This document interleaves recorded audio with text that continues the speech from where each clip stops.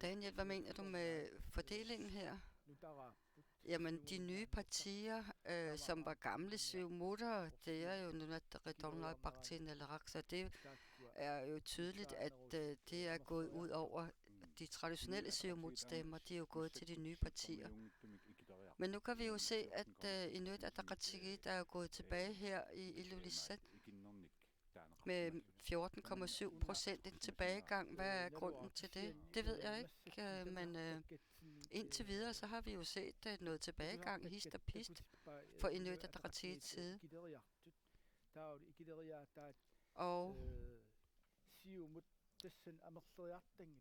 Og det ser ikke ud til, at når Inuit Ataqatigiit er i tilbagegang, at det så er Siumut, der har hentet det Inuit Ataqatigiit tabte.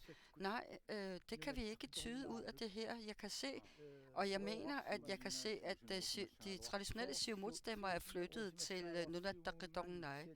Men det ser ikke ud til, at hun alligevel har taget så mange Siumut-stemmer med sig, Al-Qahamon. Men altså, indtil videre, så kan vi jo se, at Inuit Ataqatigiit er i tilbagegang flere steder, lige så vel som Nunatta Ridongnai har plusser over det hele, men det er også fordi, det er et nyt parti, der stiller op for første gang. Nu skal vi til Qaqortoq. Og det er jo en tilbagegang for Siumut med næsten 10% for Siumut. Og også Inuit Ataqatigiit større tilbagegang. Demokraterne fremgang på 7,9 og Dasut plus 6,5. Parti Naleraq også plus, og Nunatta Ridongnai selvfølgelig også. Og også Parti Naleraq og Samarbejdspartiet, de har haft fremgang. Det er kun de to store partier, som har haft tilbagegang, og det har så været på bekostning af fremgang for de andre partier. Altså nu er det jo ikke første gang, Parti Naleraq har kandidater til folketingsvalg. Det gjorde de også i 2015. Men når man skal se på hele landet som sådan, så kan jeg ifølge min bedste overbevisning tyde, at der er den her lille fremgang over hele linjen, men i mindre grad. Og lad os se personerne. Bintiaq er måske...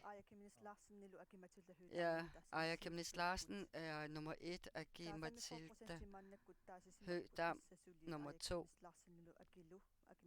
Og det ser ud til, at Aya og Agi er topscorer igen her. Og det er jo så Qaqortoq-byen. Og nu har vi 45% af hele landets afgivne stemmer optalte. Hvis vi kan se et foreløbigt landsresultat. Altså på nuværende tidspunkt selvfølgelig kun på baggrund af 45% optalte stemmer. Her kan vi se, at det samlede valgdeltagelse har været 50,4% foreløbig. Siumut er i førertrøjen, Inuit Ataqatigiit nummer 2, Nunatta Ridongnai nummer 3. Og vi kan jo se, at Nunatta Ridongnai, som er førstegangs kandiderer første gang til Folketinget. Jamen, altså som jeg kan se, så er der en stor tilbagegang for Inuit Ataqatigiit, og en meget lille tilbagegang for Siumut. Og det ser ud som om, at de stemmer er gået til Nunatta Ridongnai og til Parti Naleraq. Demokraterne har ikke flyttet sig yderligere eller synderligt, og at Dasut er gået tilbage. Når vi snakker om hele landet som sådan, det er jo så det foreløbige tal, vi ser på her på Grønlands hele valgkredsen. Der er jo ikke stor forskel på de to øverste. Der er mindre end, hvor mange er der? 8, 9. Der er kun 9 stemmer til. Det er utrolig spændende, Aaja Chemnitz Larsen og Mathilde Høegh Dam. Så er der Aleqa Hammond med 562. Der er mere end 200 op til nummer 2. Kunne man forvente, at det skulle se sådan ud, eller kan vi regne med, at det skal se sådan ud, eller er det for tidligt at sige? Altså, jeg tror godt, at man kan sige, at Aaja og Aki-Matilda er næsten sikre.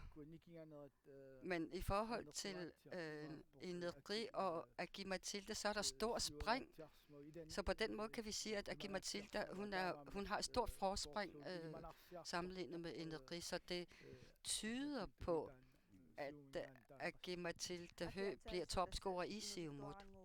Hun er jo førstegangskandidat, og hvad har været hendes styrke? Jamen, hun har været god til at larme og råbe højt, har jeg nær sagt. Lige så vel som de 3 andre Siumut-kandidater. Jamen, de har ikke været så meget fremme, så Aki-Matilda Høegh, hun har været meget synlig, og hun har virkelig udnyttet sin tid.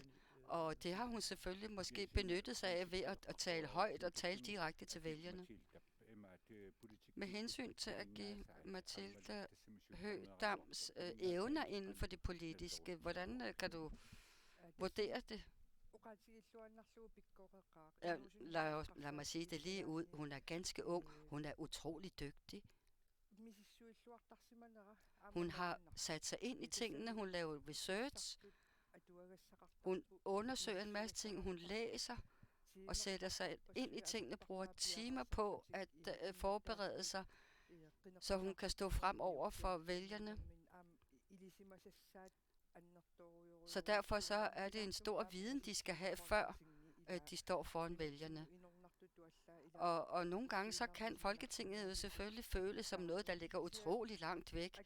Men Aki-Matilda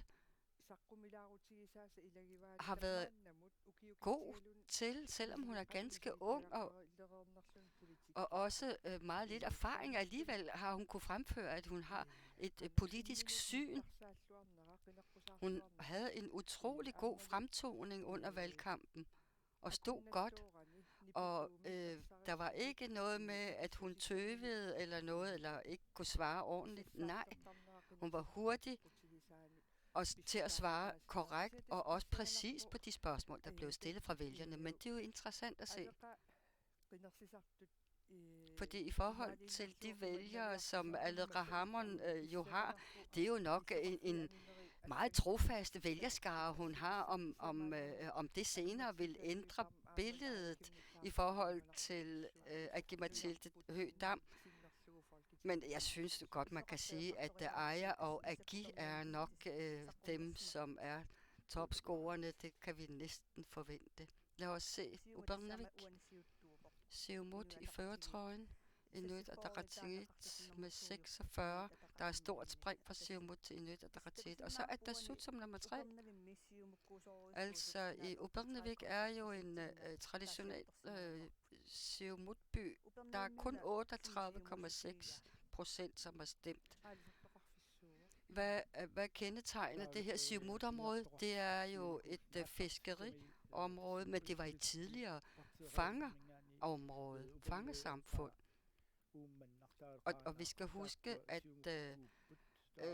Qaanaaq og også nord for Ubernaviq og Ubernaviq, det har været traditionelt Siumut-høje borge. Så de har stadigvæk et godt fat i Siumut-vælgerne her. Hvis vi ser på dem, der er lidt til højre for midten, er der fremgang der? Nej, Atassut er gået tilbage. Demokraterne ser ud til at holde nogenlunde et stabilt fremgang, eller det stadig de har. Lad os se, hvordan det placerer sig hos personerne, og her ser vi Aki-Matilda Høegh Dam, topscorer med 98 stemmer.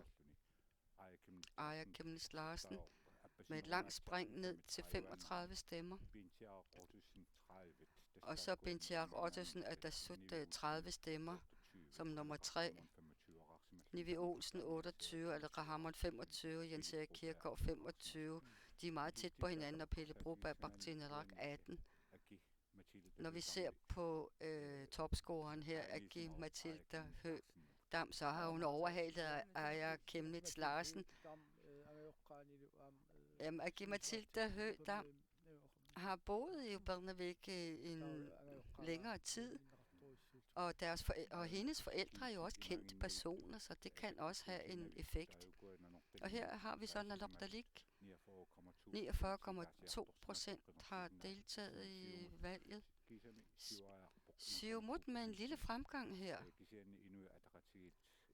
Men Inuit Ataqatigiit stor tilbagegang med over 12%.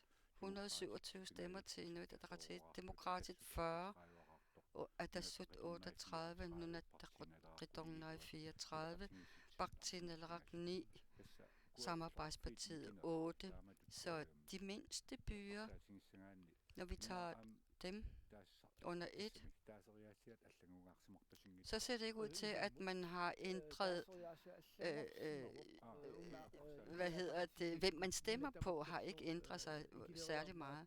Altså jo, bortset fra, at der har været en større tilbagegang for Inuit Ataqatigiit.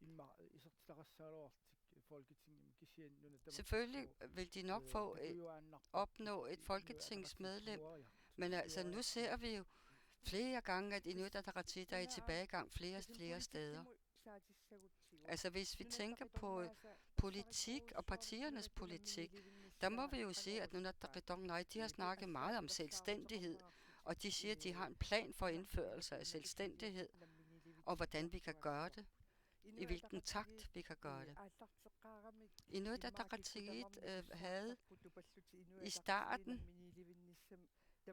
det var jo dem, som var de første til at snakke om selvstændighed i tidernes morgen, og det har været det parti, som nærmest havde patent på det der med at snakke om selvstændighed. Men altså nu har Inuit Ataqatigiit stillet krav om, at man skal have et arktisk ministerium. Og spørgsmålet er, om det har givet grus i maskineriet for de grønlandske vælgere, og fordi vi har jo dårlige erfaringer fra tidligere tider med Grønlandsministeriet. Og når vi ser på det historiske med for eksempel, hvem der har været Grønlands ministre, når det ikke har været en grønlænder, der har siddet der som Knud Hertling for eksempel, så er det måske sådan nogle ting,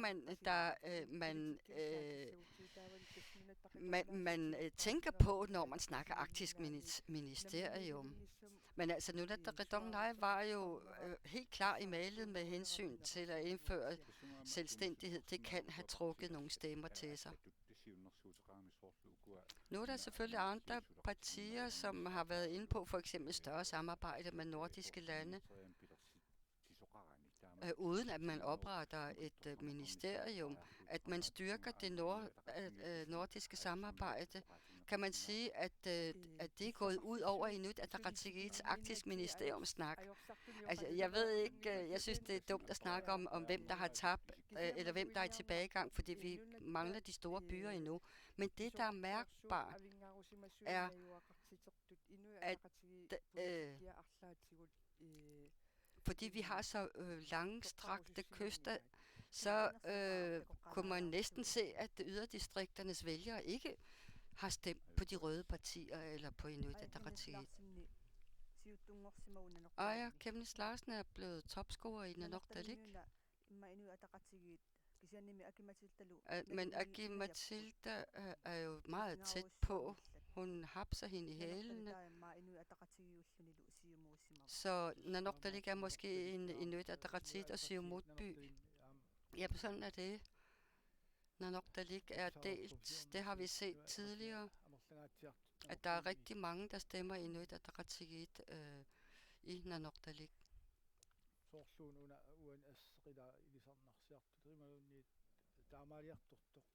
Altså billedet er ved at tegne sig i forhold til, at Aaja Chemnitz Larsen og Agi Mathilda Høgh-Dam. Nu skal vi til noget sjovt. Vi skal grine. Det er senior wow wow. Og grin så.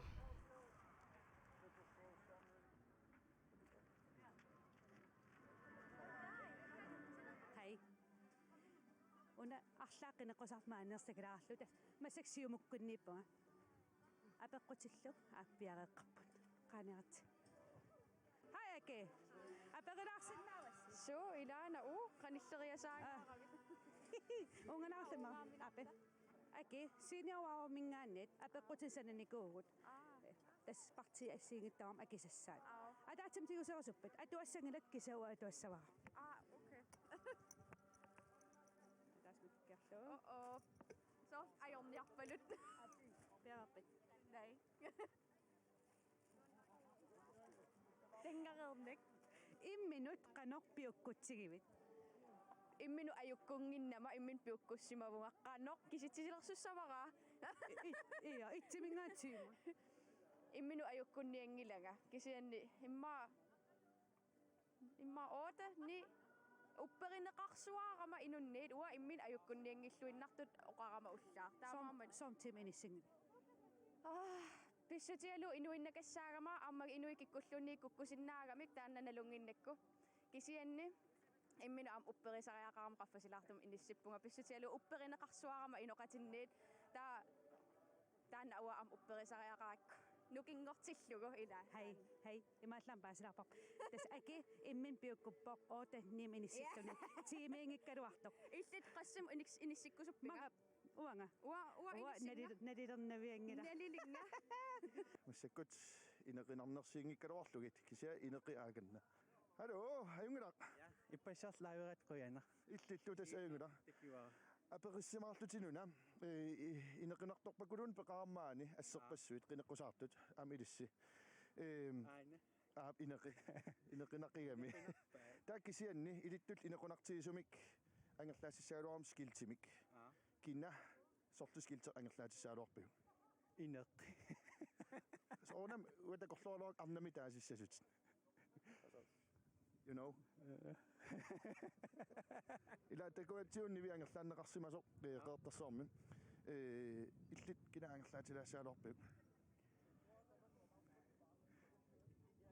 Asikkia. Amorlatiisarnakusanartuna. Kadal kusanartaqa arnartaa. So Qineqqusaartortaa ila inequnarpallaarnaagaami taakisisoort inequnartortaqalaartarpaa tasam arnartaa angutitaasoqutivallaangilak ilkinaangerlaatisaaluarpiu sorliskiilteq angerlaatisaaluarpiu haamakkua ulikkaarpu urarikka. демократсоқутиинарсуаралуартигисассаата киса таак пиллиимаангангиннама апериартилерпак тас қинеққусаартут апеққут укуа ингерлаппакка хай неви синиаваа мингаани апеққутилерникугатта акисассани сапингили я тигусисаата таатимик уатуассаваа апе анормат аллаққассава идимагивиук қинигаассаллут нериуссуарпу нериууннарлут тассам соор қинигаарусунгана таама демократисерникунгисааннарами folketingemut пилерсиннеқарматали таава тассамассаккаа тассам иккиса идимагиви қинигаастаан апеққут илимангивара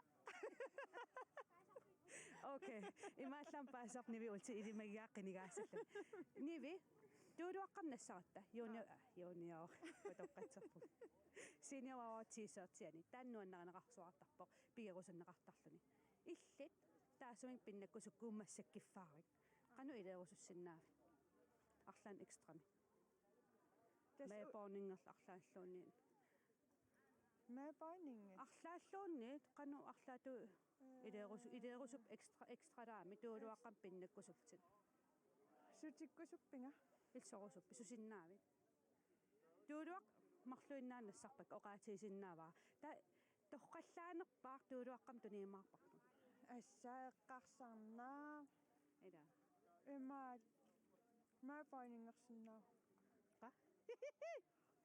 соорлум имма туулуаранналерсо мэйпорнингерниарсаа ниви қинеққусаангаарами амалунит туулуараннаккусуннэрмик qassarsinnaavit ti Aat. Quderi appi. Perappa. Assersuilaasunga. 1 2 9 10.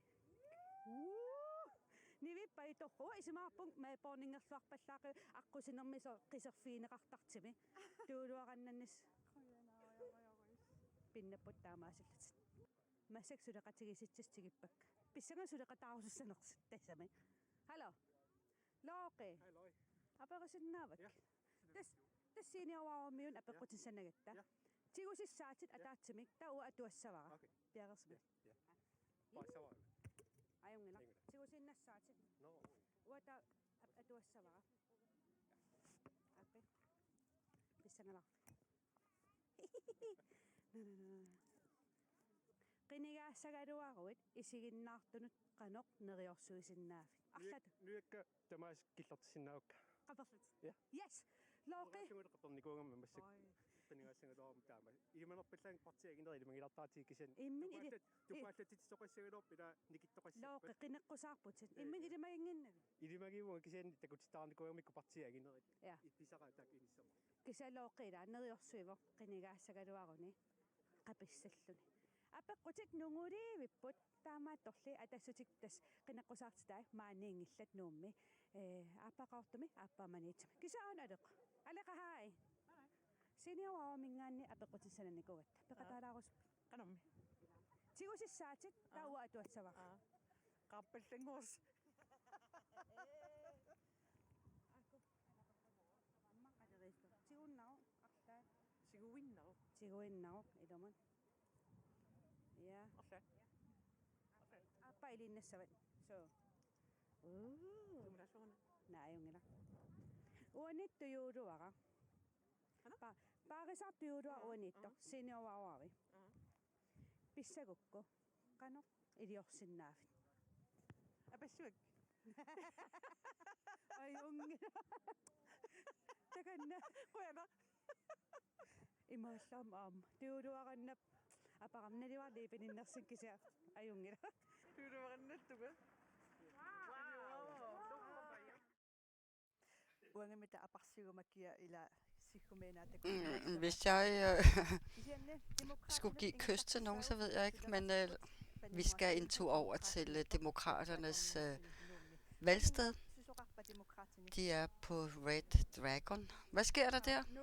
Baningor. Jamen, vi er på et spisested, Red Dragon. Her sidder de forskellige støtter.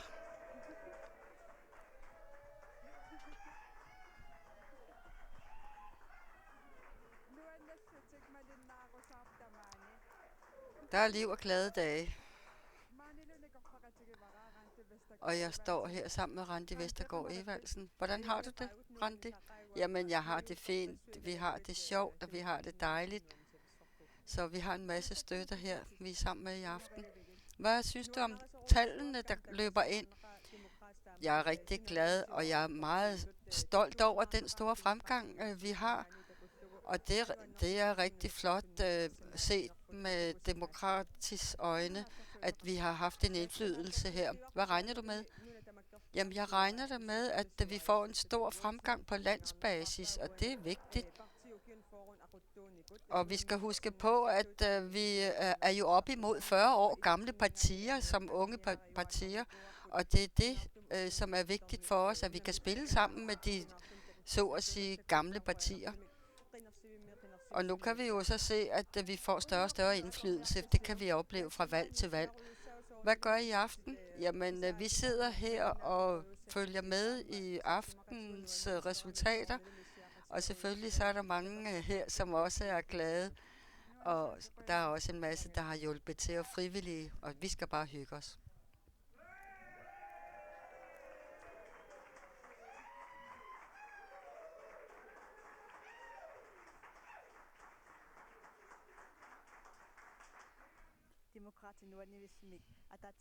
Ja, det ser ud til at være ret hyggsomt der hos demokraterne. Når vi snakker om demokraterne, Daniel,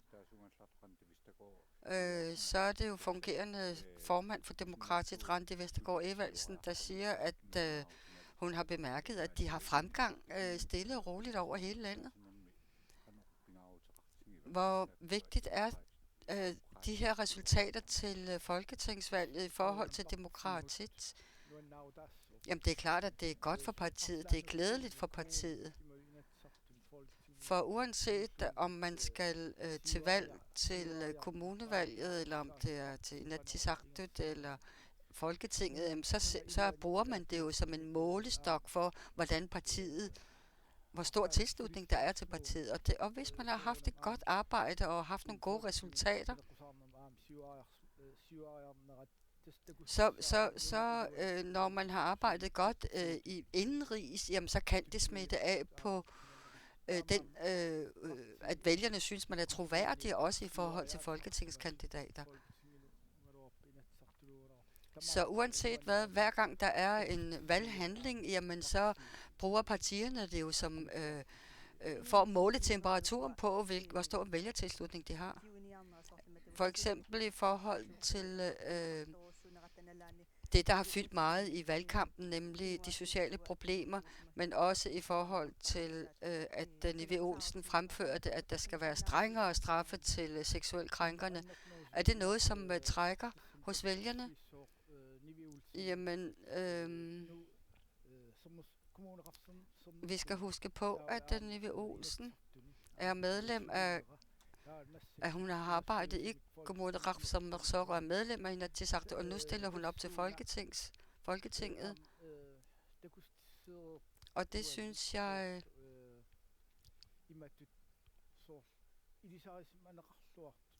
godt, man kan se afspejle sig i, at personen er kendt. Men vi har selvfølgelig ikke set, hvordan resultatet ser ud for Nuuks vedkommende. Men det er klart, at Tasiilaq-situationen har været stor fokus på, at man har diskuteret og debatteret meget Tasiilaq. Jamen Jensine,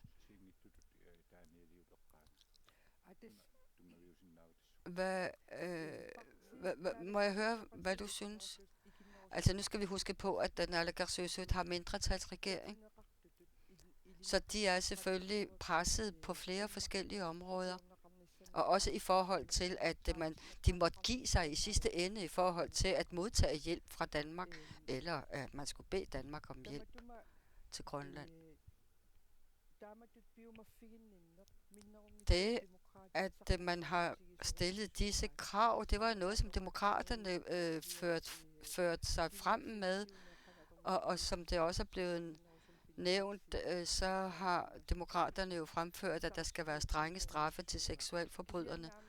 Og det har de beskæftiget sig meget med under valgkampen. Men som Daniel var inde på, det handler om, at man måske har gjort et godt og stort stykke arbejde i de områder, hvor de allerede har medlemmer, for eksempel Inatsisartut, men også i Kommuneraf som Mersor. Det kan smitte af på folketingskandidaterne. Men i forhold til de midt- og højre partierne, det ser ud som om, at de har en masse arbejde, de skal gøre for at fastholde deres positioner. Med hensyn til demokraterne, der kan vi jo i forhold til de foreløbige resultater ikke se en stort skred. Altså det ser ud som om, de bibeholder deres tilslutning fra vælgerne. Måske har de fået lidt flere, men det er ikke en markant fremgang, der er for demokraterne. Nu har vi jo også tidligere snakket om Inuit Ataqatigiit og hvordan vælgetilslutningen ser ud med faldende vælgetilslutning. Selvfølgelig kan man snakke om taber og ikke taber, men altså det er ikke fordi, at de har tabt. Man kan se, at Aaja Chemnitz Larsen har reddet mange ting ind for Inuit Ataqatigiit. Men uanset hvad, så er der jo åbenbart en tilbagegang. Er det noget, vi vil opleve til et andet valg en anden gang? Ja, det behøver ikke at være sådan til næste valg. Det vi skal huske på, det er, at det er tredje gang Inuit Ataqatigiit har været i valgkamp til Folketinget, og de har fået de allerstørste tilslutning de sidste 3 valgkampe. Og selvom de får en lille tilbagegang denne her gang, jamen så får de jo stadigvæk bibeholdt deres sæde i Inuit Ataqatigiit i Folketinget, hvor det så er en siumutter, som med en fremgang på vælgertilslutningen, der måske skal besætte det andet sæde. Nu er det Kangaatsiaq. 44,5% deltagelse, Siumut førertrøjen 56, Inuit Ataqatigiit 48, Demokratisk 27, Nunaat Taqidong nummer 4, Atassut nummer 5, Parti Naleraq med 4 stemmer og ikke nogen til samarbejdspartiet fra Kangaatsiaq. Kun 44,5% stemmetiltagelse. Hvad kan man sige om det? Jamen, det er jo altså det billede, vi ser, at Siumut og IA er i tilbagegang, og at det er Nunaat Taqidong, som har taget nogle af vælgerne, der gik til de store partier tidligere. Men vi skal også huske, altså, hvem er det så, hvordan er det så, det har fordelt sig på personerne? Aki-Matilda Høegh-Dam, 42, og så Aaja Chemnitz Larsen, Inuit Ataqatigiit 29, Nivi Olsen, Demokratisk 24. Det ser ikke særlig anderledes ud. Men demokraterne har åbenbart fået fremgang her i Kangaatsiaq, og det har de også fået andre steder. Og fra 2007 og frem til i dag, der har Inuit Ataqatigiit og Siumut jo på nær sidste valgperiode, hvor det var Nunaat Taqidong eller Rahama, der besad. Men det er vælgerne, der bestemmer. Det er vælgerne, der har magten, så at sige. Og det er ikke en stor fremgang, der er for demokraterne. Det kan man ikke kalde det. Altså, i Inuit Ataqatigiit tilbagegang. Demokraterne er måske ved at finde det leje, som de er på. Altså, det plejer at være der omkring, de er. Så det ser ikke ud som om, at de har fået stor fremgang eller stor tilbagegang. Nej, de ligger ret stabilt. Altså, vi kan jo se, at 44,5% har været oppe og afgive deres stemme. Er det en tilbagegang i vælgertilslutning eller deltagelsen? Lad os se nogle tal fra 2007. Det var hele landets valgdeltagelse 64,4%, 2011 57,5%, 2015 50,4%. Så der er svindende vælgertilslutning, og lad os lige se et indslag fra Upernavik. Når borgerne hører Folketinget i Upernavik, hvad tænker de så? Jamen, jeg vil jo gerne afgive min stemme. Men jeg er i tvivl om, hvem jeg skal stemme på. Altså, det handler om medbestemmelsesret, og det er demokratiet. Men uanset hvad, selvom jeg ikke tænker særlig meget over det, så har det jo stor betydning for vores hverdagsliv, for eksempel i forhold til justitsområdet, domstolene, politiet, og selvfølgelig kan vi heller ikke undvære statens bloktilskud i vores daglige drift.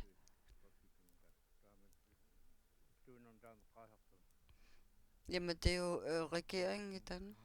Når jeg tænker på Folketinget, så tænker jeg...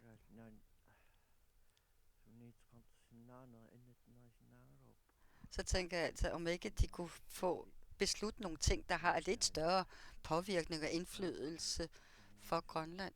Og især hvis Grønland havde mere skulle have sagt i Folketinget.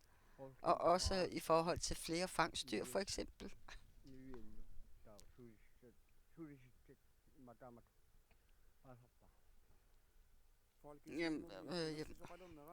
Altså det, at der er valg til Folketinget, det er ikke noget, man mærker særlig meget i Upernavik. Og man ser ikke nogen kandidater eller noget. Jamen her er de ikke særlig synlige, de her kandidater. Ikke engang på tv. Vi kan ikke se dem nogen steder. Så derfor bliver man meget, meget i tvivl om, hvem man skal stemme på.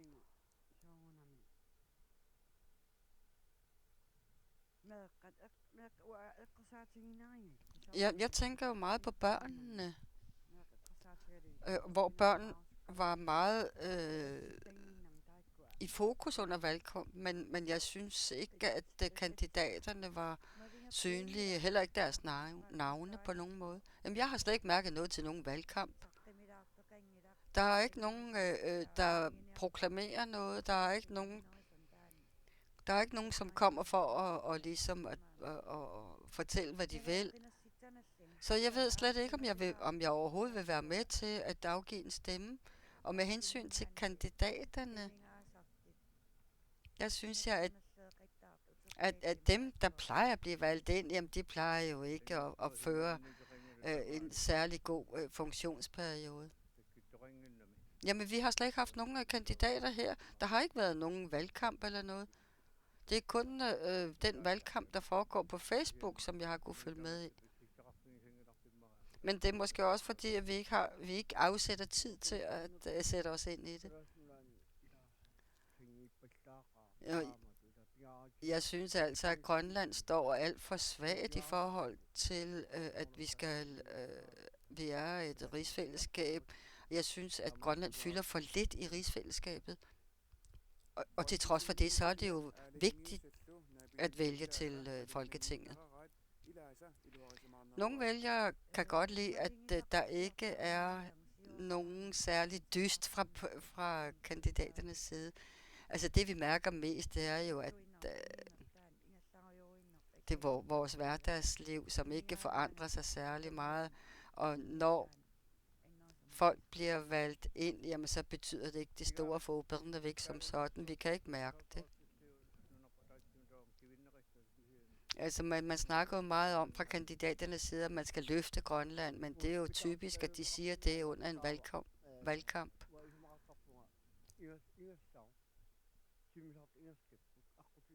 Jamen altså, flyverne flyver, og alting er i gang, maskineriet kører, så det skal vi jo bare udnytte. Jamen,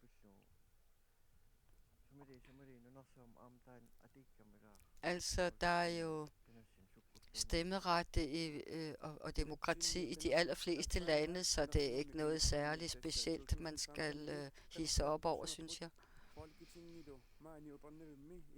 Altså folketingsvalget, hvis de skal have en effekt for Åbernevik, hvad skal man så gøre? Jamen, de skal føre valgkamp ikke bare i tv og i fjernsynet. De burde komme frem til os.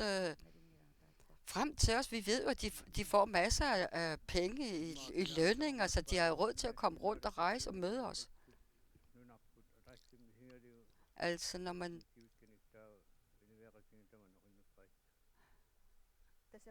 Ja, det forstod vi ikke.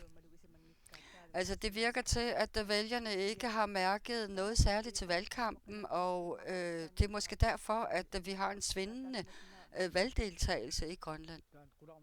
Kan det være med til...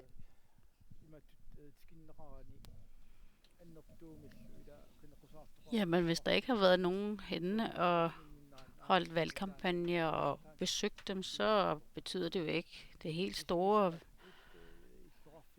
med andre medier. De føler selvfølgelig, at de bor langt væk fra det hele i forvejen, og man kan mærke, at de gerne vil have, at man kommer hen og besøger dem og viser ansigt. Ellers bliver tilslutningen jo ikke særlig meget større i forhold til valgdeltagelse. Hvad skal de så gøre? Jamen, de skal tage hen og besøge dem, og de skal tage hen og tale med dem. Også de større byer og mellemstore byer. Man kan jo mærke, at det er især de større byer, der er mere attraktive at komme, fordi der er flere vælgere. Men når det nu er sådan, så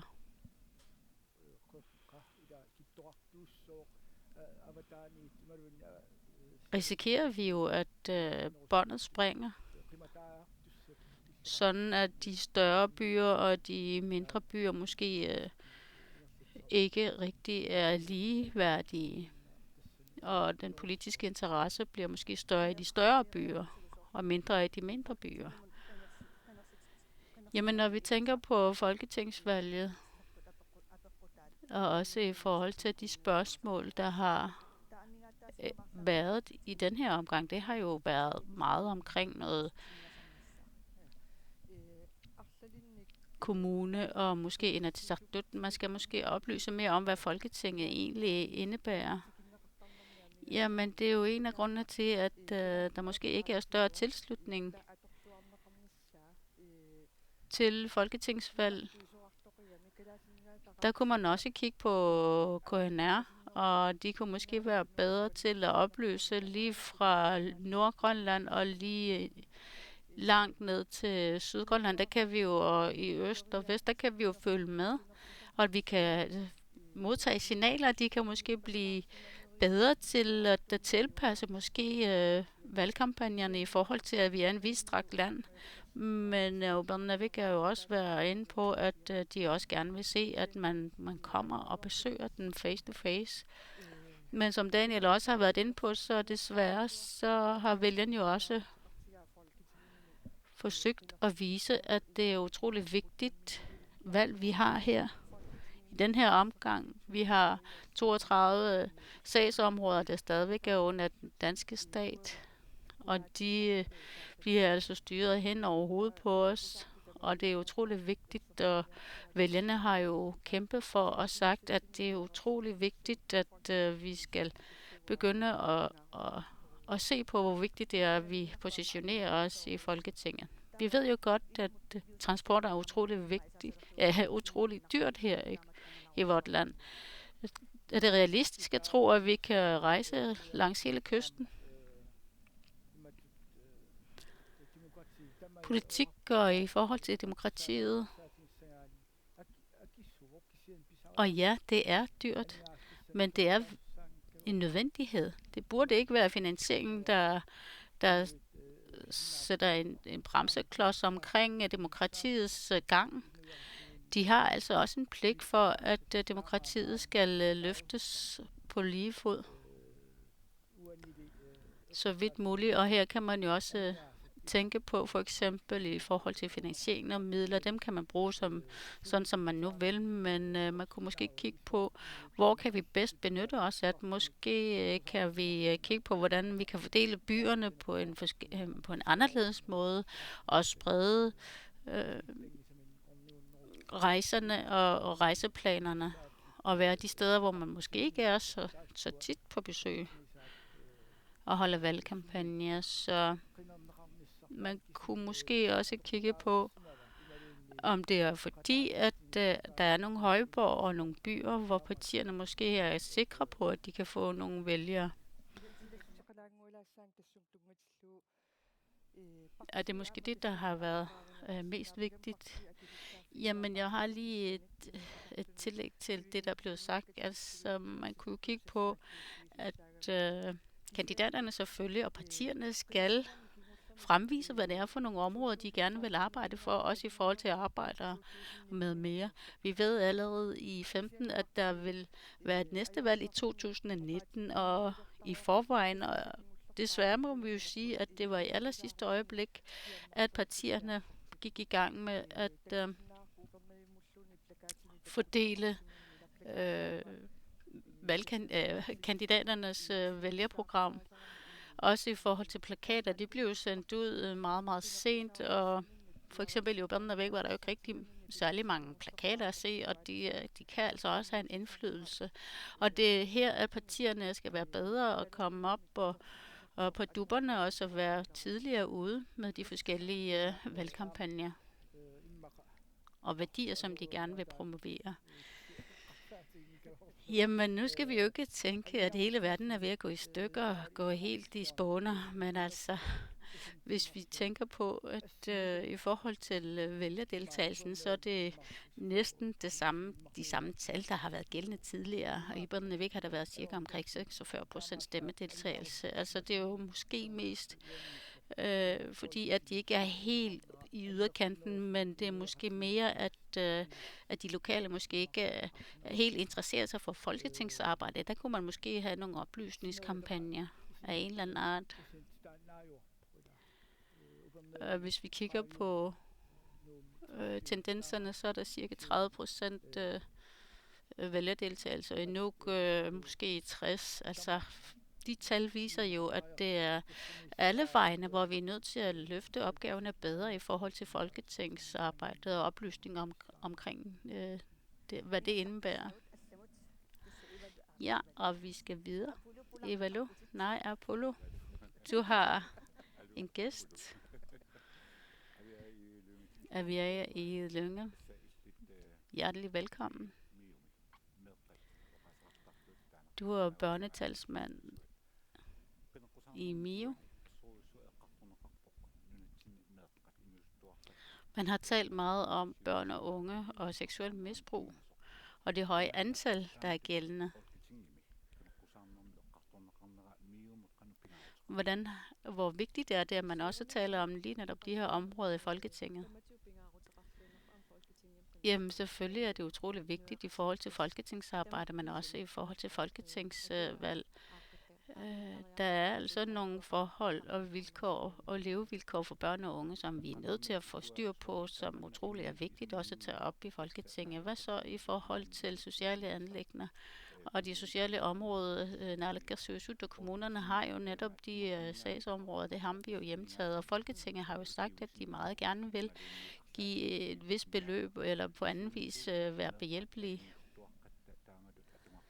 Hvad er det for nogle områder, hvor børn og unge har brug for hjælp i? Altså, hvad er det for nogle områder? Jamen, jeg vil først sige, at børnekonventionen, som Grønland og Danmark, som de jo selv har været med til at skrive under på, det er jo deres eget ansvar. Og der er det også fordi, at Danmark er en del af den her konvention i og med, at vi er i rigsfællesskabet. Så det er et stort spørgsmål, hvad det egentlig er for nogle ting, der er brug for. Jamen, det der er mest brug for, eller det der er brug for, det er, at der er brug for hjælp overalt i landet.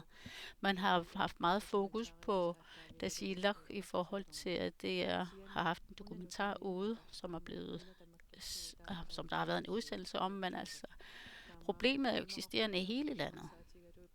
Og i forhold til børn og unge, så er det utroligt vigtigt også at holde fokus på, at det er selvfølgelig en god ting, at vi så er ude og sige, at børn har brug for hjælp. Ja, børn og unge. Og hvad er det for en slags hjælp? Hvad er det for nogle hjælpeforanstaltninger, at børnene har mest brug for? Jamen altså, der er rigtig mange områder. Det er for eksempel det psykiske hjælp, som de har et stort behov for. Men også kommunerne, de ansatte. Der er mangel på ansatte i kommunerne, der kan varetage nogle områder. Nogle af de områder, også i forhold til de ofre, i forhold til misbrugte og misrøgte børn og unge. Så er der det sociale område og socialkontoret og de forskellige sociale myndigheder. Der er meget fokus på dem. Det er ikke nok i sig selv at blot at se på de her områder. Der er også et liv, børn, hvor de har et liv, for eksempel i folkeskolen, i sundhedsvæsenet. Så det er ikke kun de sociale områder, der arbejder med og for børnene, men det i forhold til, at vi skal have løst de problemer, så er der forskellige indfaldsvinkler, vi skal kigge på.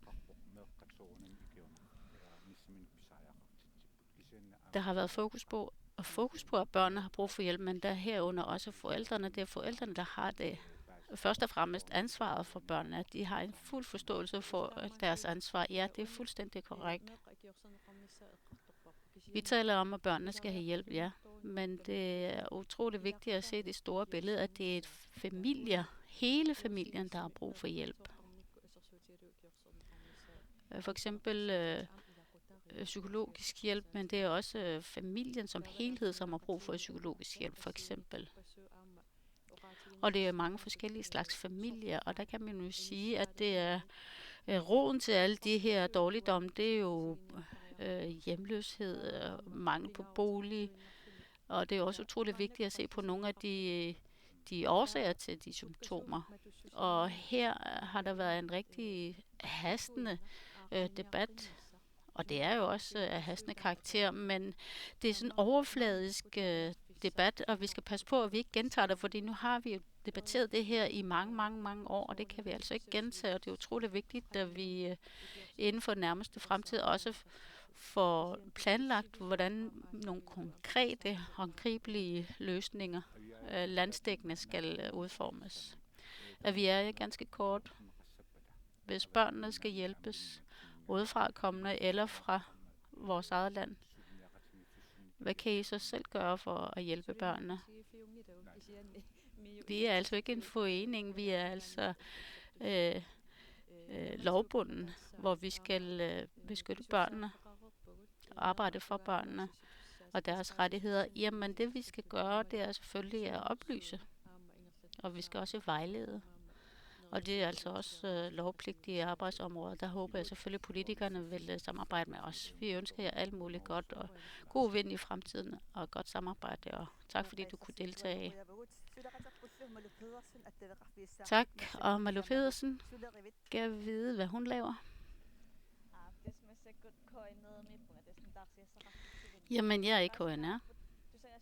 Jeg kan jo sige, at journalisterne også har travlt på sådan en valgaften, og der sidder de her og har travlt. Først Anna-Maria Petersen, du er journalist, og praktikanten, journaliststuderende, Anna Knudsen. I har travlt her, Anna-Maria. Hvad er det, I laver? Vi er i forhold til KNRGL, så har vi været på besøg i de forskellige valgsteder, og de forskellige billeder og stemningsbilleder med mere, og kandidaterne, og vi har også fået enkelte personer til at vurdere, hvordan det er gået. Og det har vi så lagt ud i hjemmesiden. Det er sådan en slags Facebook. Så Anna har under hele praktikperioden fulgt med. Anna, hvis jeg har lige nogle spørgsmål. Du er under praktik her i KNR, og du deltager her i aften. Hvordan har arbejdet været her indtil videre? Det har været rigtig, rigtig dejligt. Vi har haft lidt travlt, fordi vi har været ude hos de forskellige partier og spurgt dem om nogle ting. Det har været rigtig dejligt. Så jeg vil ikke forstyrre. Jeg kan regne ud, at de har travlt. Vi skal til noget helt andet. Vi siger tak indtil videre herfra. Ja, man kan godt have rigtig, rigtig travlt også som journalist, og især under valgkampe. Hvor travlt har du haft, Apollo?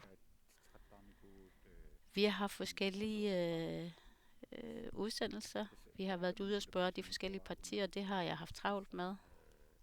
Op til valget. Og ja, og nu noget endnu mere spændende. Tallene er klar. Så Inuit Ataqatigiit er et højt tal, 3.446, det er en tilbagegang på minus 4,6, Siumut 1.499. Og lidt over halvdelen af Nuuks borgere har været henne og stemme, altså 55,6% af de stemmeberettigede har været oppe og afgive stemme. Hvad er det, vi kan bemærke her? Ja, man kan se, at der har været en tilbagegang i Siumut, at de så har en afsmitning på, at der er gået i fremgang. Og man kan mærke det allermest, at de så har flyttet sig lige netop, som billedet er. Jamen, nu kan vi se, at billedet har ændret sig. Skal vi se, hvem der har fået flest stemmer? Eller hvordan fordelingen af vælgerne har været. Ja, Aaja Chemnitz Larsen har førertrøjen i stort antal, 3.024, Aaja Matilda Høgh-Dam 895. Hvordan kan det være, at Aaja Chemnitz Larsen har haft så stor vælgertilslutning i Nuuk? Jamen, Inuit Ataqatigiit har jo Højborg her i Nuuk. Og de fleste er jo også fra Nuuk, af de kandidater, så det er ikke noget mærkeligt i, at det også tilfælder de, der kommer fra Nuuk. Så vi kan sige, at med sikkerhed er den første, der kommer til at være medlem af Folketinget, det bliver Aaja Chemnitz Larsen. Og vi kan se Nevi Olsen, som jo også er en del af kommunalbestyrelsen. Ikke Raf Sommersok og Aki Matilda bor her jo også. Så det er ikke noget mærkværdigt. Der, hvor det springer lidt i øjnene, det er Aleqa Hammond. Hun har stor tilslutning.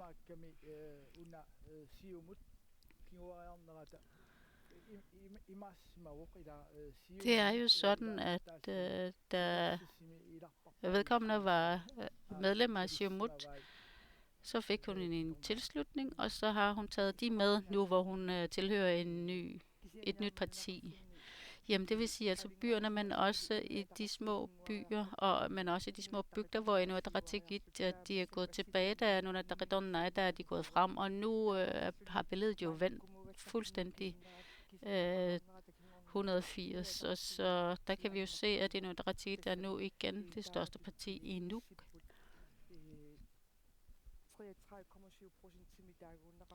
De har fået 33,7% af stemmerne, og Siumuterne er 29,7%. Og så dykker vi ind hos Asiat.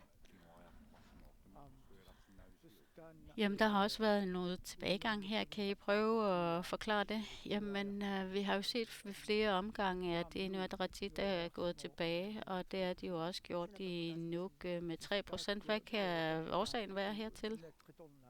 Jamen, der er det jo Inuit Ataqatigiit og partiet Naleraq, der er gået fremad, og det er måske nogle af de vælgere, der så er flyttet over til de to respektive partier. Jeg siger, at hvem har stemt på hvem? Aya Kemnitz Larsen og Agi Mathilda Hødam. Så Asiat er jo Højborg for IA. Ja, det er rigtigt. Og der kan vi jo se, at sådan en som Sofia Geisler, det er første gang, at der er en, der blander sig fra IA i top 10-listen, som ikke er ejer. Så nu er vi oppe på 96%, så med mindre der kommer en kæmpe overraskelse, så er det vist næsten sikkert, hvem der kommer ind, eller hvilke partier. Ja, der kan vi jo sige, at det er Inuit Ataqatigiit og Siumut, der næsten helt sikkert kommer til at have et folketingsmedlem, men i hvert fald Inuit Ataqatigiit, men det kan godt se ud som om, at Agi Mathilda Hødam også begynder at tegne et billede af, at hun også kommer ind. Altså, nu er det vist Paningwak. Hun er nede hos Inuit Ataqatigiit.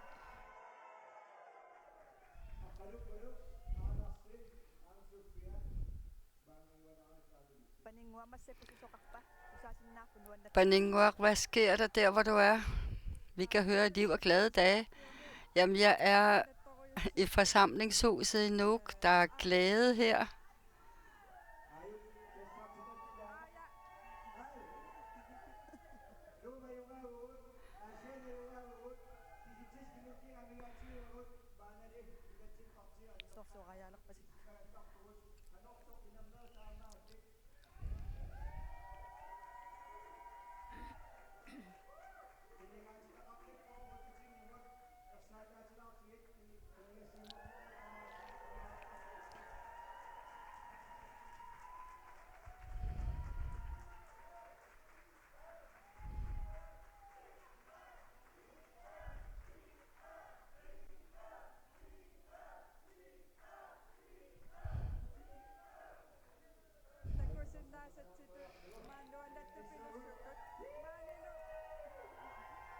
Ja, som vi alle kan se, så er der altså Qanoribet. Ayungiqanga nuannaqanga. Tassa qinernerqarput assut. Tuppallerpunga. Attortippunga. Qoyanaruissuaq tassa qallunaatut kalaaliuvunga qallunaatu uqaaseqartoq ilaannikkut soornalimi imaannaangilaq kisiap oqarsinnaavunga kikkulluunniit kalaallunaani inissaqarput kalaallit oqalungikkaluartu tungayortun iseqartukikku tamarm inissaqartinneqarp kalaallunaanni qoyanaruissuaq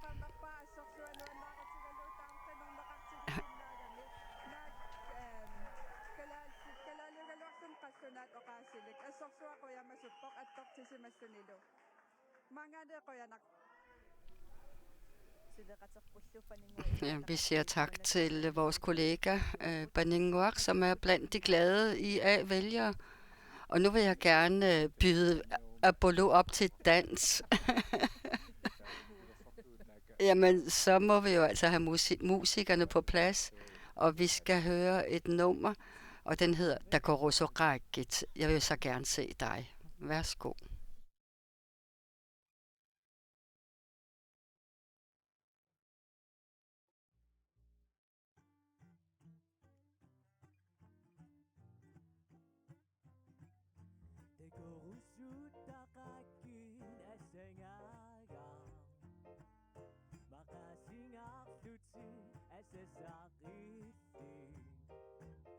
Ikingut idumokto, tetigi satu akto, ipise pigi waktu akpegi. Sokong luping uai sekok tungaktu, ipinut manusia magasu. Makasih naksisakpo, setinok putak rikanya. Sunat tamang minitok tarami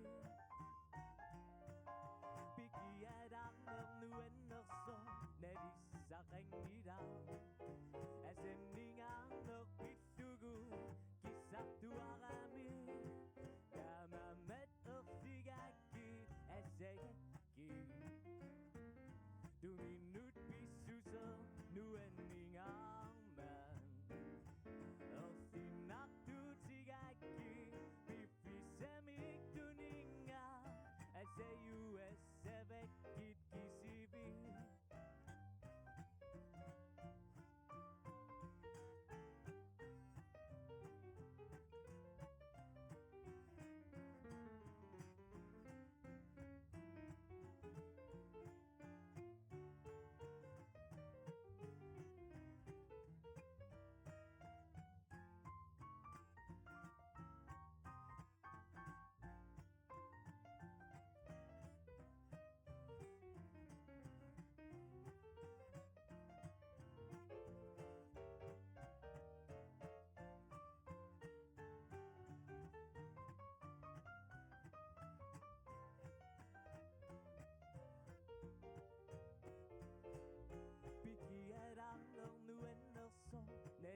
sakengida Esem ningang nerpitugu Kisah tuarami Damamet ersigaki Esegeki Dunginut pisusel Nuen ningang man Ersinak tutsigaki Pipisemik duninga Eseyu esevekit kisibi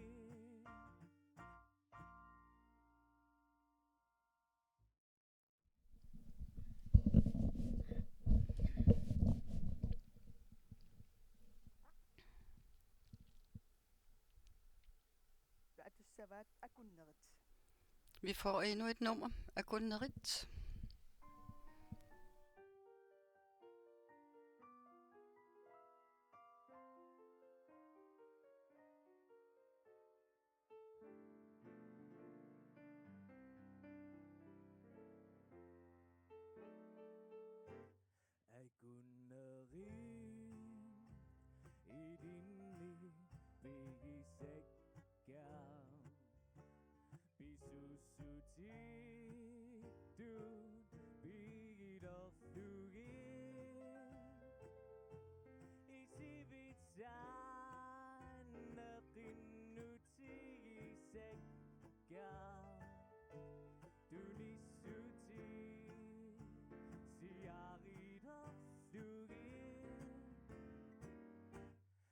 Sabagi Wendy Nariunno Ikumari Sisidet Bivara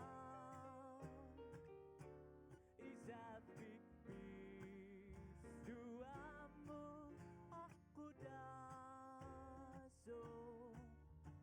Bigeduti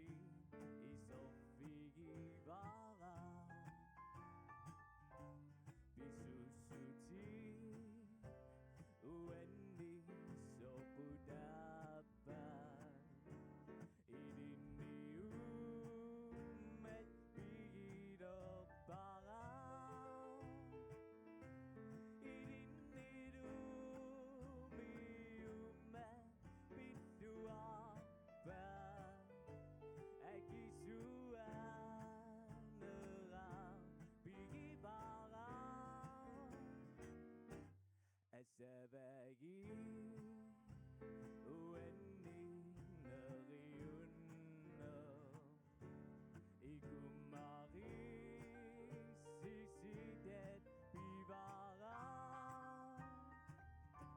Isabik Bisuamu Aku daso Bigeduti Isofigi Bara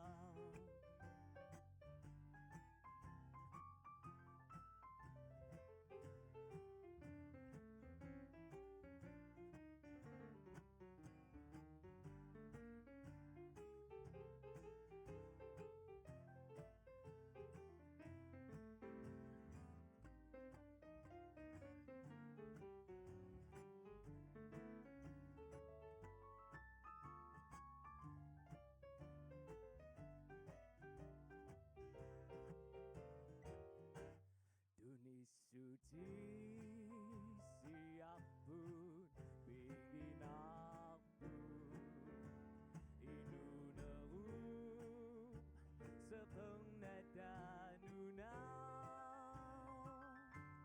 nuiset asiudun sekinomu sebisaba kaminak aku dah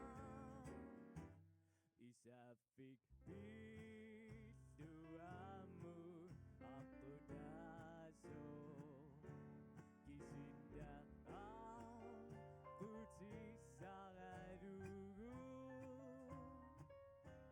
Medusa bambut dabadu inuna Kisinda bigi sesaradu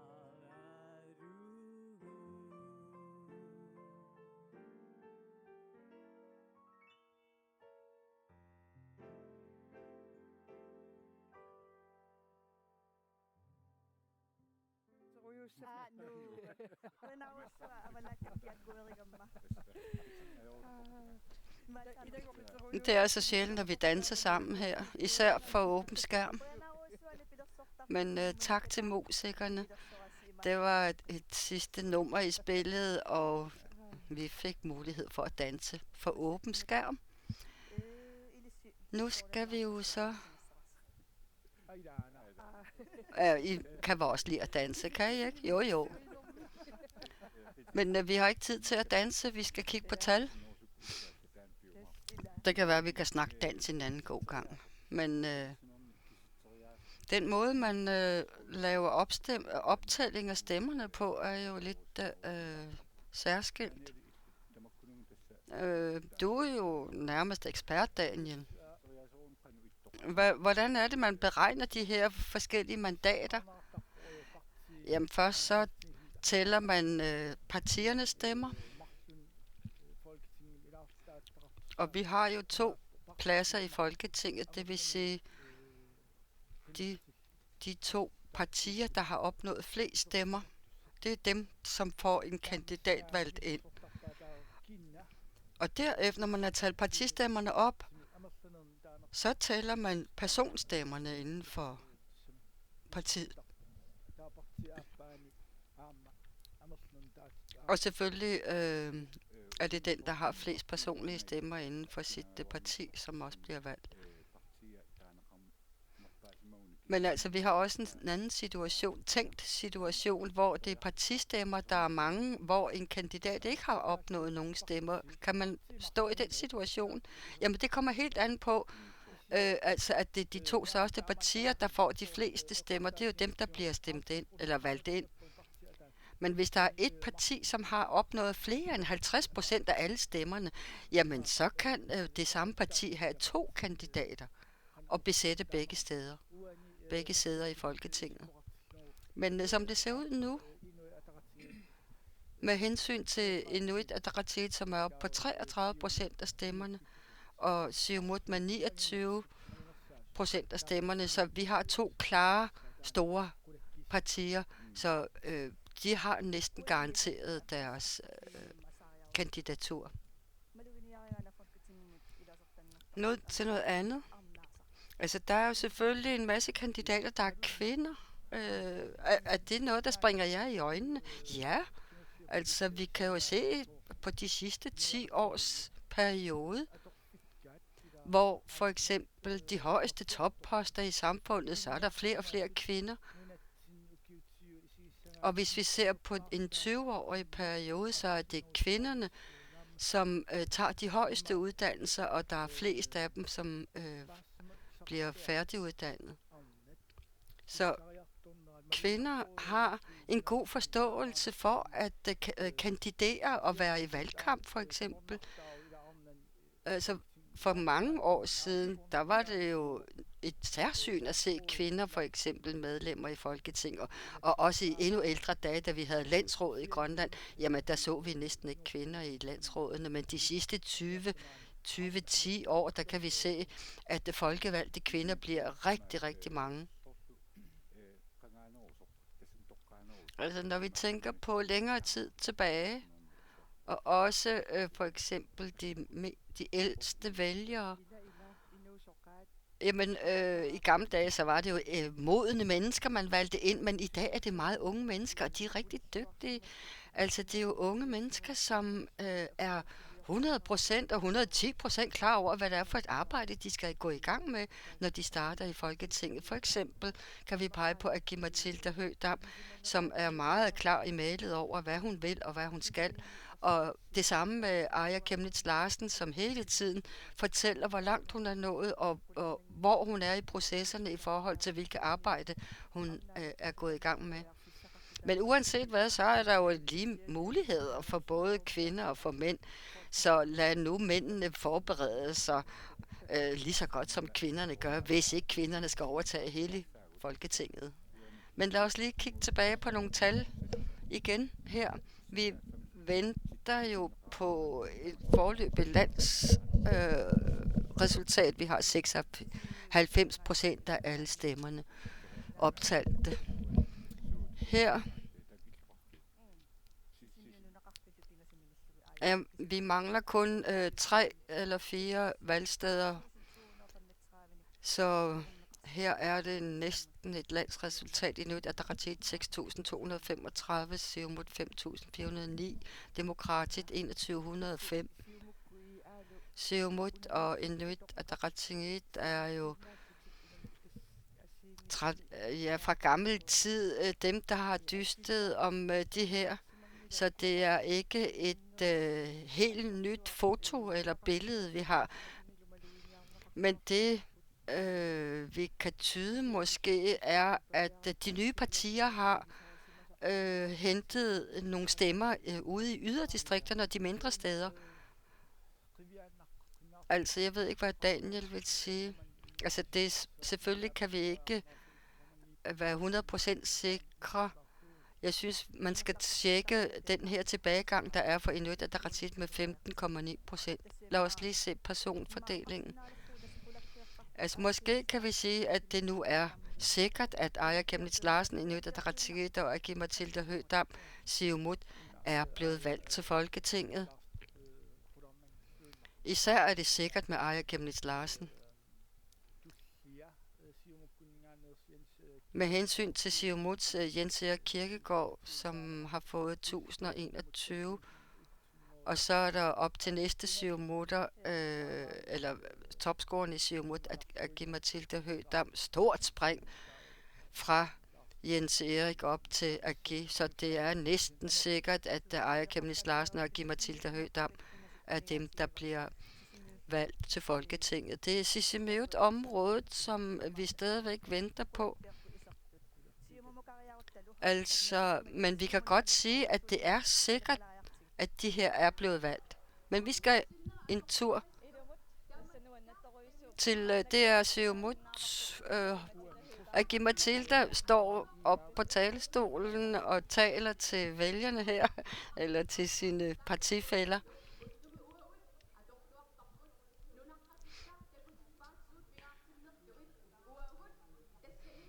Vælgerne har talt, vælgerne har vist, hvad der er vigtigt, vælgerne har fortalt, hvad de har brug for, og derfor skal vi sige tak til alle vælgerne, som har givet os så mange ressourcer og styrke til det her.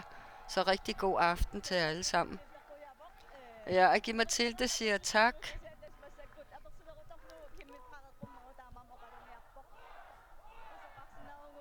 Men hun ser glad ud. Lad os prøve at tage op til hende her på podiet.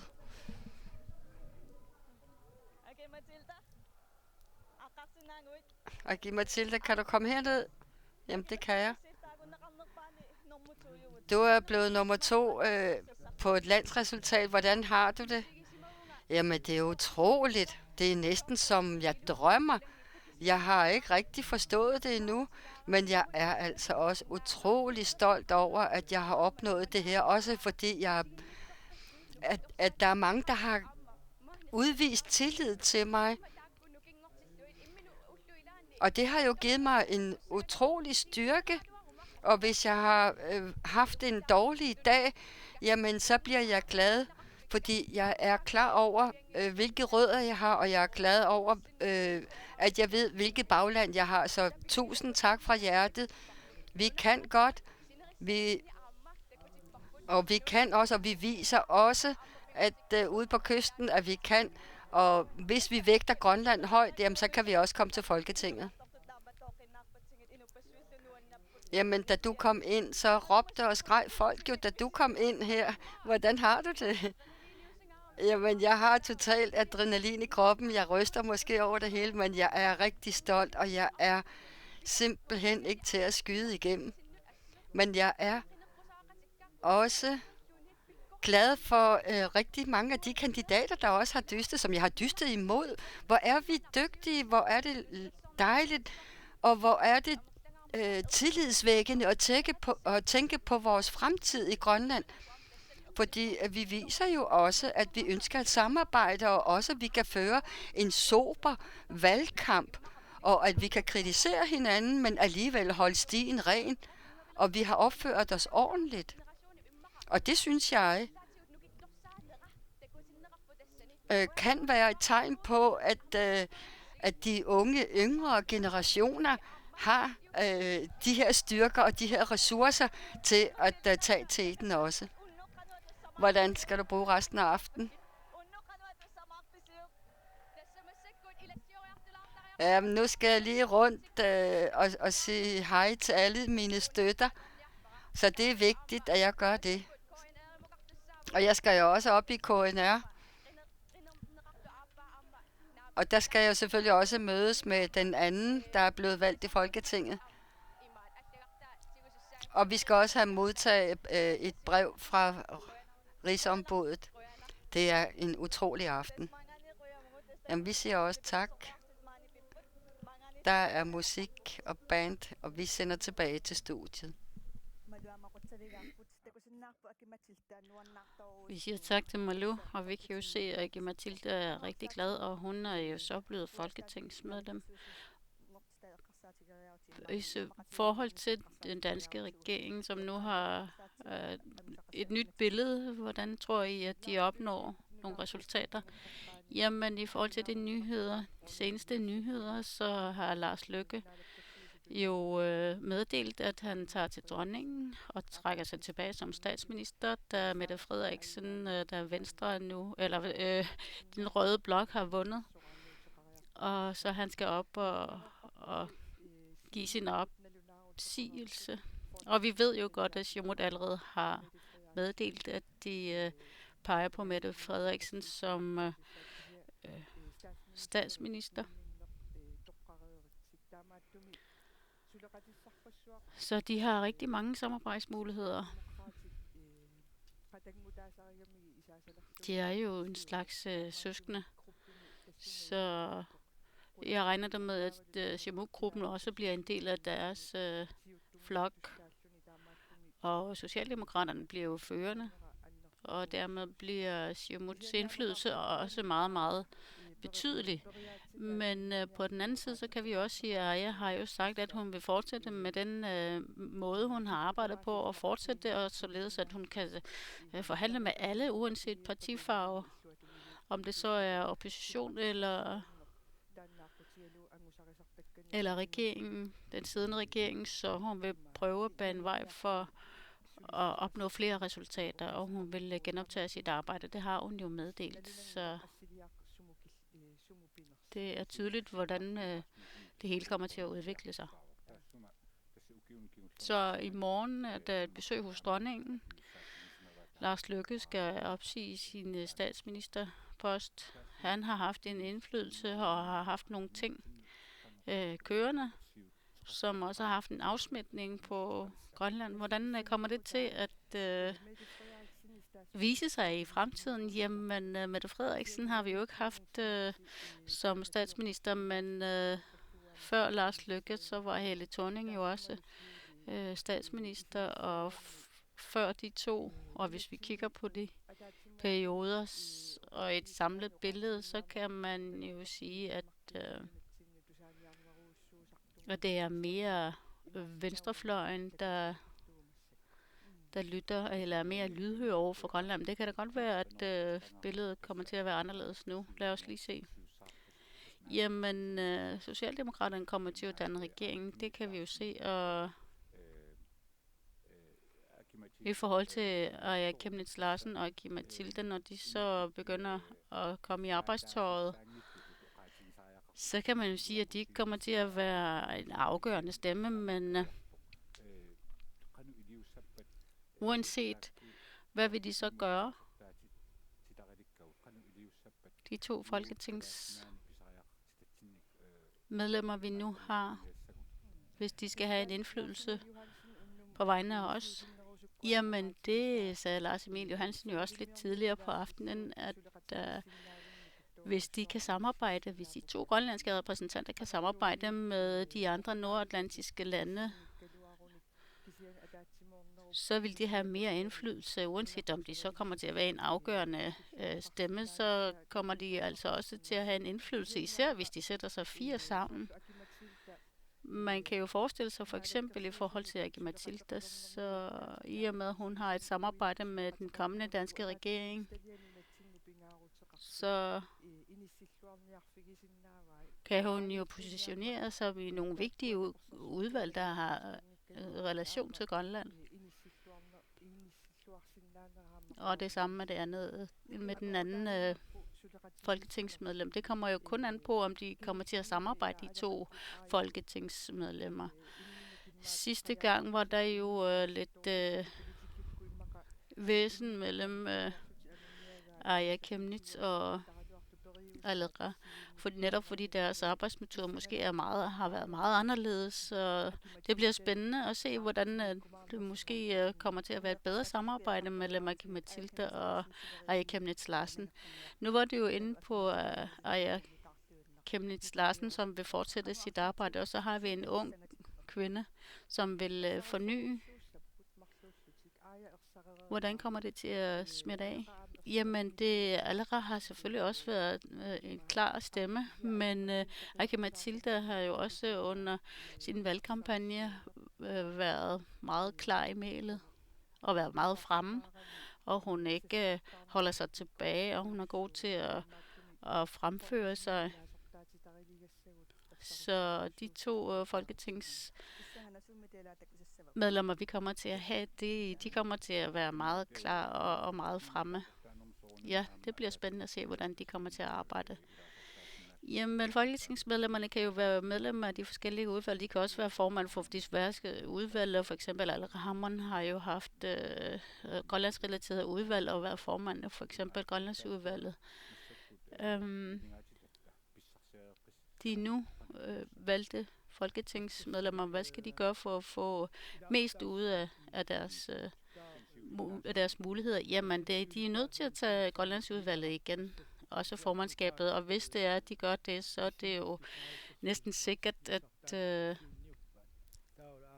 sådan som Socialdemokraterne har lagt op til det, at de vil være i regering, så kan det jo meget vel være, at Mette Frederiksen måske ønsker at udpege en Siumut-medlem som formand for Grønlandsudvalget.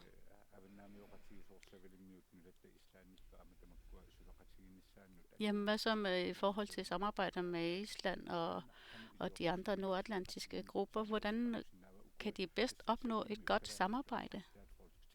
Færøerne for eksempel og Grønland har jo en lang historie med, at de har samarbejdet, men i 2011 så stoppede det samarbejde, fordi der var nogle uenigheder. Hvis det skal genetableres, det samarbejde skal genoptages, hvad skal der så ske? Hvad skal der til? Jamen, de skal sætte sig ned og drikke kaffe sammen og prøve at finde nogle samarbejdsområder og prøve at finde nogle fælles målsætninger, hvordan de bedst muligt opnår de her fælles målsætninger, og sådan, så de også kan ligesom veje hinanden, hvor de gerne vil stå mest. Også, det bliver også spændende at se, hvem det er, der kommer til at komme ind i Folketinget på vegne af Færøerne. Men altså, det kommer jo også an på, om man kan sammen, om man kan samarbejde. Det bliver meget, meget spændende at se, om de kan finde hinanden. Fordi især i forhold til Aya, så havde hun jo en meget tydelig samarbejdsånd og vilje til at samarbejde. Og Socialdemokraterne vil Siumut jo gerne samarbejde med, og også i forhold til det arbejde, i forhold til folketingsarbejde. Men om de kan møde hinanden, det må vi jo så se de næste par dage. Det er meget spændende. Nu er tallene i Sisimiut klar. I Sisimiut har Inuit Ataqatigiit fået 590. Der er ikke stor forskel mellem Siumut, og der er 45,6% af de stemmeberettigede, der har været inde og afgive deres stemme. Siumut er gået tilbage med 19,7. Hvordan kan det være? Jamen, det er spørgsmålet. Hvis vi kigger på partiet Naleraq, det ser ud som om, at de har snuppet stemmerne fra Siumut. Lad os se, hvem der har fået hvilke stemmer. Hvor mange stemmer? Aya Kemnitz, der har hun jo sat sig i 40 position. Den største forskel her, det er Pelle Broberg, der har fået et godt valg i Sisimiut. Ja, nu har vi så 100%. Det kan vi så se her. De er nu optalt. Inuit Ataqatigiit har en tilbagegang på 15,9.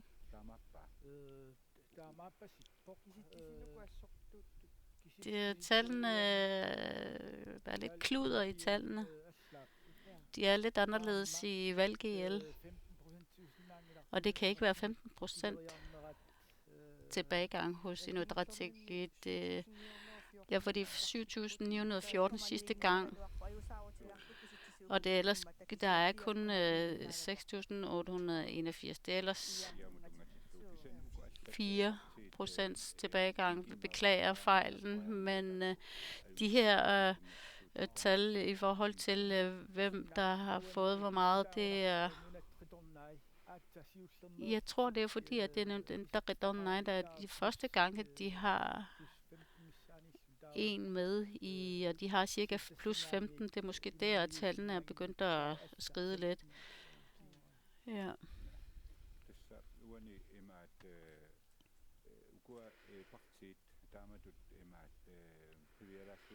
Hvis vi kigger på partierne, det kan vi jo allerede sidde her, og Aya Kemnitz Larsen, hun sidder, som hun gør, eller har sat sig, som hun har gjort, men altså, er det her næsten ud fra jeres prognoser og jeres gæt? Jamen, nu skal vi til hilse på de nye folketingsmedlemmer. Aya Kemnitz Larsen og Mathilda Høegh er her i studiet. Det er de nye folketingsmedlemmer, og Aya Kemnitz Larsen og Mathilda Høegh. Tillykke. Tillykke. Hvordan har I det? Har det godt? Jeg er sådan helt op at køre. Jeg ryster helt over det hele. Jeg kan næsten ikke forstå, at det er en realitet nu. Jeg kan godt se, at du ryster over det hele. Det må være en dejlig oplevelse. Ja, det er utroligt dejligt. Jamen, jeg ryster helt. Aya Kemnitz Larsen. Nuannaangaarammi tuinnaaru illimmi. Eqqisisimavunga aamma marloriaatingortinniarluit qinnersisikka siunnerfeqarnikuunga inuataqatigiit massakkut nunatsinni annerpaajuvoq aammalua massakku partiini oqaloqatеқарниссара massakkut aallarnisaleqerparaammalu folketingimu ukiun sisaman tullian suleqatissakka oqaloqatigilla taaleqerpakka тассами иллит алеқаллуакорнани qinnersivikingullermi equngassutiqartoqarsimava massakkummi qanu qassarpit soonami akimatilda pitsanerpaami kissapparata eqqassarpunga kaffisussasugut ua kaffisornariorpun kisianima arlaani illulerluta oqaloqatiginnissarpu neriutigivara neriuppun kalallunaasinnerlugu suliassat aamma kalallunaanull pitsaanerpaama angusaqarfiusussatta angusinnaassagikut isumaqatiinniarfialluut aavalu nukkiit katersuuffissagut aamma suliarinissaa kissaatigivaraama aamma angerlarsimaffini massakkut малиннаасу налунгилара наммиллиассарпассуақарпуу нериуппунга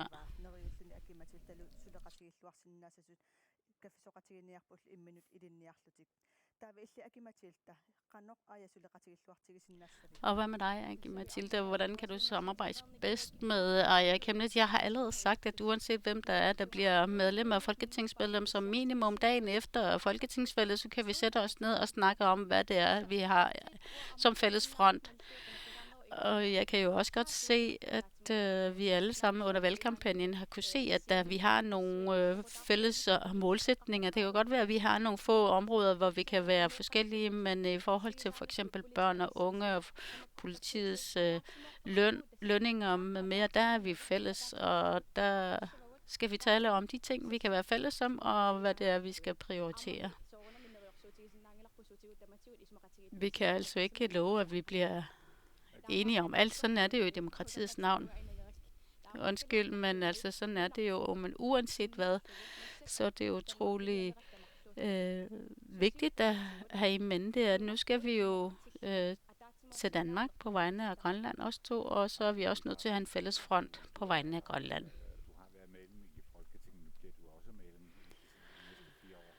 Folketinget må jeg Chemnitz Larsen i Lasortarerne uutimassakkuttaava akimus qanoqarsinnaavit qanoradiussava iltersuutissaakku tassa assiingitsorpassuupput ukiussiulleq Folketingeminninni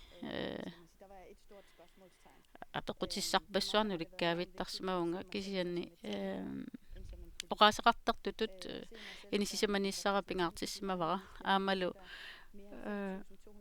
qinnersisikkisinnerlugu qaasaqartartuttut inissinissarpingaartissimavaarmassakkut 5000 sinnerluiaamma qinnerneqarnikka aalлаавигалуут акисуссаафтигуссавара сулиарлингертиссавара аама акиматилта аама qinnersisеқарпусорла акиисерсимаффигерерпаама эққан тунгасут аамалу политит акиссарсиаат аамалу ансtaltинни има сулисут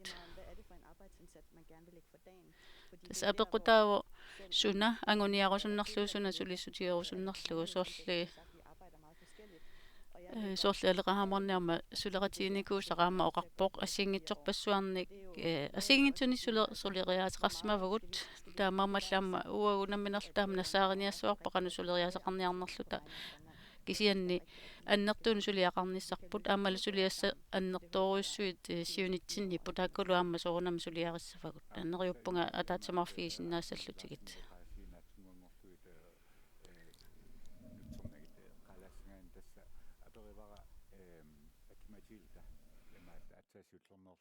Folketingemut ilaasortanngorvut illillu tassa aappassaa uki ilqinерсинера aappassaa tassa ilaasortaaffigaluut qanorsiunnersuuteqarsinnaanersuq tassani pingaartippaa soorlu paasissalluu kalaallunnaat pilluu sulingatta politikeriuneq immaqa tunulliutilaarluu kalaallunnaanni pissutsit aaqqinneqarnissaa taakku eqqarsaatiginerullu soorlu inatsin tungasut politiit uani eqqarsaatigineqarput maat inatsilnu taamma politieqarneq inatsilnullum tungasut tamakku tamaas eqqumaffingilluarnissaat siunnersuutingiva maat akimatilta tassa illit Agi Mathilde, du har jo sagt, du vil samarbejde med Socialdemokraterne, når du bliver valgt ind i Folketinget. Og nu regner vi med, at Mette Frederiksen sikkert bliver udpeget som statsminister. Vi ved jo for det første, at Lars Løkke Rasmussen skal dronningerunden og aflevere sin tilbagetræden. Hvad vil du gøre? Altså, det vi skal huske på, det er, at partierne i Danmark allerede på et tidligt tidspunkt peger allerede på, hvem de vil have som statsminister, for eksempel lige så vel, som vi lægger op af Socialdemokraterne, som jo er vores søsterparti. Og vi skal selvfølgelig tage fat i de arbejdsopgaver, som vedrører Grønland, og der, hvor Grønland har behov. Men det er jo ikke klart, at vi ikke skal sige ja og amen til alt muligt. Men altså, jeg synes, det er vigtigst at prioritere Grønland og grønlændere i alle henseender. Men det er klart, at vi også skal have et samarbejde og et godt grundlag at arbejde for. Og jeg håber, at vi kan prioritere Grønland. Og selvom jeg måske ikke er i Siumut, så vil jeg stadigvæk pege på Mette som statsminister. Hvorfor? Tak for, at du spørger. Jeg har mødt hende personligt, og hun har stor forståelse for, hvad Grønland har brug for.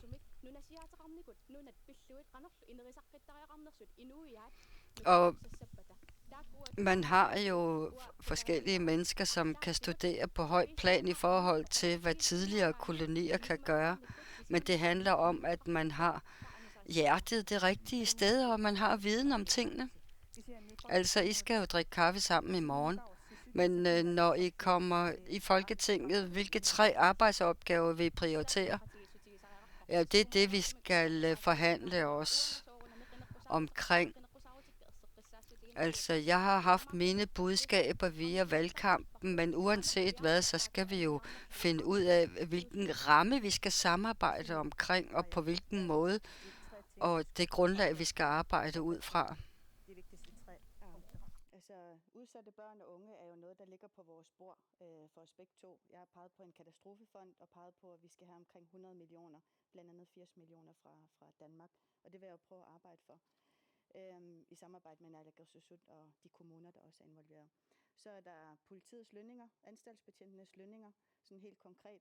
Men allerførst så handler det om forhandlinger. Siullorpaatut politiet amalu anstaltimiisulisut takissarsiasa amalu meqqat nutungasut suliniutigissavakka amalu soornami tulliuttut apequtaassappu amma suleqatigisinnaasa taama isumaqatigiannierisinaa soornami amma apequtaaginnaagila Mette Frederiksen massakkut statsministerinngernissaa kisianniama allat tapeqtaassut partiusussa taama taakkua oqaluqatiginissaa pingaaruteqarpo